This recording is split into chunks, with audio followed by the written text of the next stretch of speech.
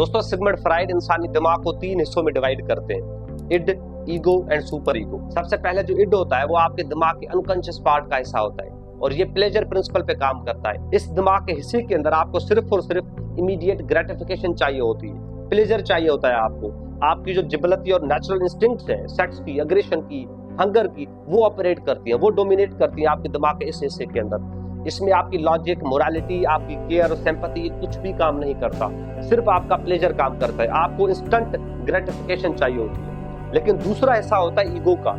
Ego आपका basically rational part of the mind होता है। वो हिस्सा है जो रियलिटी के प्रिंसिपल पे काम करता है। ये बेसिकली आपकी ख्वाहिशात और जो सोसाइटल वैल्यूज है, जो सोसाइटल अखलाकियात है, नॉर्म्स है, उनके बीच में एक बैलेंस क्रिएट करता है। और तीसरा हिस्सा होता है सुपर ईगो का। फ्राइड कहते हैं कि जो सुपर ईगो होता है वो आपकी मोरालिटी के प्रिंसिपल पे काम करता है, आपकी अखलाकियात इस हिस्से के अंदर आती है। ये दिमाग का हिस्सा आपको गाइड करता है कि कौन सी चीज आपके लिए अखलाकी तौर पे गलत है और कौन सी चीज अखलाकी तौर पे सही है। ये राइट और रॉन्ग के स्पेक्ट्रम के तौर पे ऑपरेट करता है। अब एक मिसाल से समझते हैं। सपोज करें कि आप स्ट्रिक्ट डाइट के ऊपर और आपके सामने एक केक रखा जाता है। अब उस केक के मुतालिक आपके दिमाग का जो इड का हिस्सा है वो आपको गाइड करेगा कि आप उस केक को मुकम्मल खा लो, पूरा खा लो।